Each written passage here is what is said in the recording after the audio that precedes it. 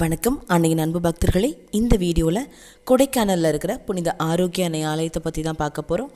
இந்த ஆலயம் திண்டுக்கல் மாவட்டம், மதுரை உயர்மறை மாவட்டம், கொடைக்கானல் மறை வட்டத்தில் இருக்குது.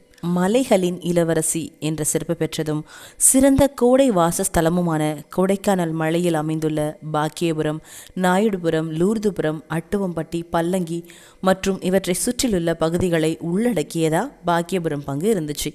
பாக்கியபுரத்தின் மேற்பகுதியில் 1948ஆம் ஆண்டு முதல் தனிநபர் இருவரின் இடத்தில் சிறிய குருசடி ஒன்று அமைச்சு வழிபாடுகள் நடத்தி வந்தாங்க. 1952ஆம் ஆண்டு முதல் சற்று பெரிதா கூரை அமைச்சு அங்கே எல்லாரும் சேர்ந்து ஜபிக்கிற மாதிரி வழிவகுத்தாங்க. சிறப்பு நாட்களில் திருநெறி ஆண்டவர் ஆலயத்திலிருந்து அருள் தந்தையர் வந்து திருப்பலி நிறைவேற்றி வந்தாங்க. ஆண்டுக்கு ஒரு முறை அன்னைக்கு சப்பரம் எடுத்து திருவிழா கொண்டாடுறது அப்போ இருந்தே வழக்கமாக இருந்தது. மக்களின் எண்ணிக்கை அதிகரித்ததாலும் திருப்பலி நிறைவேற்ற போதுமான இடவசதி இல்லாததுனாலும் நாயுடுபுரம் பகுதியில் அமைஞ்சிருக்கிற பிரசன்டேஷன் கான்வென்ட்டில் அமைஞ்சிருக்கிற தூய சவேரியார் பள்ளியில் ஒவ்வொரு வாரமும் திருப்பலிகள் நடைபெற்றன. 1972ஆம் ஆண்டு இந்த பகுதி சங்கத்தினர் இறை மக்களின் பெருமுயற்சியால் தற்போது ஆலயம் அமைந்துள்ள இடத்தை விலைக்கு வாங்கி 1985ஆம் ஆண்டு வரை ஆலய பணிகள் நடந்து வந்தன. இந்த காலத்தில் அனைத்து ஆன்மீக தேவைகளுக்காகவும் திருப்பலிக்காகவும் திருஹிருதய ஆண்டவர் ஆலயத்திலிருந்தே அருள் பணியாளர்கள் வந்து போயிட்டு இருந்தாங்க. கிளை பங்காயிருந்த பாக்கியபுரம் 1985ஆம் ஆண்டு ஜூன் மாதம் முதலாக கொடைக்கானல் வட்டத்தின் 3வது பங்கு தலமாக செயல்பட தொடங்குச்சு. திருஹிருதய ஆண்டவர் ஆலயத்தின் துணை பங்கு தந்தையாயிருந்த அருள்பணி வின்சென்ட் ராஜா அவர்கள் பாக்கியபுரம் பங்கன் முதல் பங்கு தந்தையாக பொறுப்பேற்றாங்க.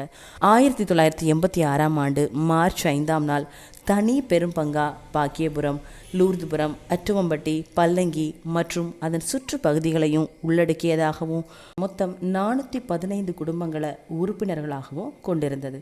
புதிய பங்கா தொடங்கிய காலம் முதல் பாக்கியபுரம் பங்கு அனைத்து நிலைகளிலையும் விரைவாக வளர்ச்சியடைந்தது. 2002ஆம் ஆண்டு அருள்பணி மரிய லூயிஸ் அவர்கள் பொறுப்பேற்ற பின் ஆலயம் இருந்த இடத்தின் பின்புறம் 30-80 அடி என்கிற அளவில் காங்கிரீட் மேற்கூரை அமைத்து ஆலயம் விரிவாக்கம் செய்யப்பட்டது. அருள்பணி அடைக்கல ராஜா பணிக்காலத்தில் பங்கு அதிவேக வளர்ச்சி கண்டது. ஆலய காங்கிரீட் மேற்கூரை, புனித வளனார் அரங்கம், ஆலய மணி கோபுரம், ஜபமாலை கொடிமரம், குழந்தை இயேசு சிற்றாலயம், குருசடி மெத்து, வனத்து அந்தோனியார் ஆலய வளாகத்தில் கெஸ்லர் அரங்கம், திருஹிருதய ஆண்டவர் சிற்றாலயம், சகாயமாதா சிற்றாலயம், வழித்துணை மாதா ஹெபி, புனித தோமையார் சிற்றாலயம், புனித சலை தன்னை ஹெபி, சிலுவை பாதை வளாகம், புனித சகாயமாதா கெபி போன்ற வழிபாட்டு தலங்கள் கட்டப்பட்டு பங்கின் ஆன்மீக வளர்ச்சிக்கு உறுதுணையாக இருந்தது. இந்த ஆலயத்தோட திருவிழா ஒவ்வொரு வருஷமும் செப்டம்பர் மாதம் 8ஆம் தேதியை அடுத்து வர்ற சனி மற்றும் ஞாயிற்றுக்கிழமையில் கொண்டாடுறாங்க. மேலும் மாதத்தின் முதல் சனி ஆலயத்தை சுற்றி திருச்செபமாலையுடன் அன்னையின் திருத்தேர்பவனி மற்றும் மாதா கிணற்றடியில் திருப்பலி அப்படின்னு இங்கே நடைபெறுது.